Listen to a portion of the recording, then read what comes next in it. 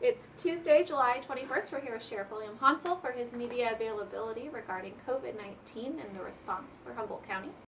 Yes. Thanks for being here. Thank you, Samantha. Appreciate it.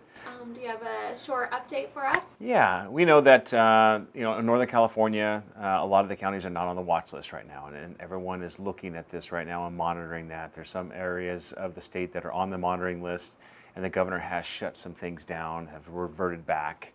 And so I know a lot of businesses, a lot of people are concerned.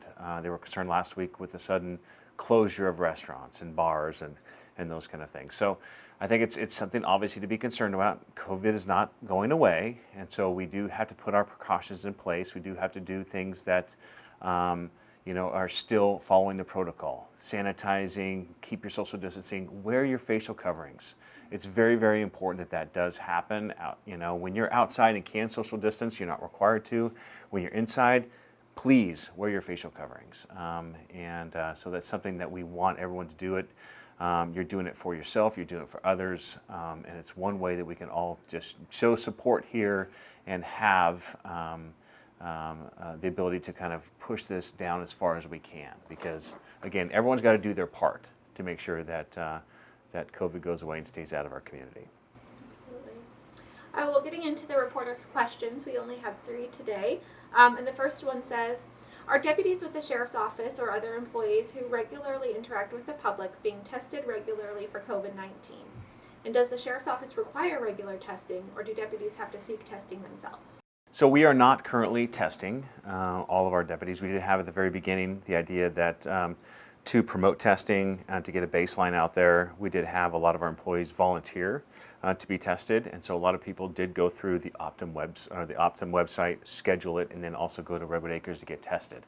And so that option is still there. We're still encouraging our employees to do so, but we haven't mandated that to happen. So. Okay. And theoretically, if a school district in Humboldt County were to reopen for in-person instruction against the state's orders, could there be any law enforcement action against the district? And if so, who would be held responsible? So any of the governor's orders have to be backed up by the public health official. So either the California Department of Public Health or a local public official. And if it's an order from the public health officer, it does carry a misdemeanor to be in violation of that order. I don't see any of our school districts defying the governor's order and opening those doors. So I don't think we're going to have that problem. Everyone is very cautious about it. And as schools are making their individual decisions here on the North Coast, we still can open for in-person classes. I know several school districts have opted to go that direction. Some are opting to go 50%, some are going to go distance learning. They have to make the best decision for their students. And I know that we've had lots of discussions with Dr. Frankovich about this and our local health officials, and we believe it's in the best interest of the kids to be in school, right? And so we want as much school time as we possibly can do it. We understand that there are challenges with that, and school districts that can distance their students and do all those things that are necessary can make that happen. But we want to support them as much as possible and support our children in this, because we just can't hit the pause button on our children for a year. Learning has to continue, and school districts are trying to do their best to try and make that happen. And then, kind of shifting gears again here, how many first responders, firefighters, ambulance crews, law enforcement, and correctional officers / probation have tested positive for COVID-19? So I don't have a complete exhaustive list of everyone as far as public safety that has tested positive. I can speak to, we've had 2 correctional deputies that have tested positive. They're well, they're in decent shape, and they're currently under isolation orders. But that's all I know about at this time. And as we progress into this, we believe that maybe more and more people will be exposed to it, and as people test and expanding testing, that we will have more asymptomatic people or people getting sick, and because we do have first responders that are out there every day dealing with people, and for the most part we're wearing facial coverings, but there's times when we can't. There's times when things do happen and we do get exposed. But we're doing our best. We're sanitizing, we're cleaning, we're wearing our facial coverings. We're trying to do our best to prevent that from happening, but we do know it's a matter of time. So we're doing everything possible in our correctional facility and our operations, animal control, coroner's office to make sure that we prevent the spread or contract this disease. So is there anything else that you'd like to include today? Yes, I want to thank all those people that have come forward and have offered their support and thanks for law enforcement.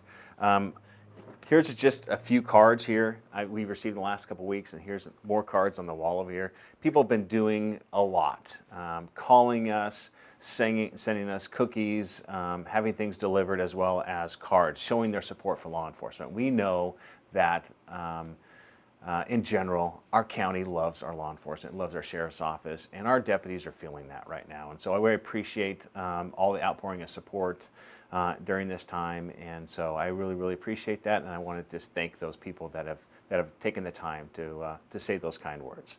Also, it's Battle of the Badges week this week. So what is Battle of the Badges? It is a time when public safety gets together and we donate blood for a good cause. So I want to encourage everyone in our community to go and donate blood this week on behalf of their public safety agency. You can either register online at the North Coast Blood Bank or call 443-8004 and register to go in and give blood. You can't just drop by because of COVID reasons and scheduling, so you got to apply online to donate blood and or call that number. But I encourage you, call, schedule an appointment, and if you believe that the sheriff's office is getting you there, then you can always say that you're donating blood for the sheriff's office, and then we can be the winners of the Battle of the Badges. So it's about donating, it's about community, and the North Coast Blood Bank really needs our blood right now. They're in short supply. So whatever we can do to help, we're going to do that. So appreciate everyone's cooperation and help with this. Great, thank you. All right, thank you.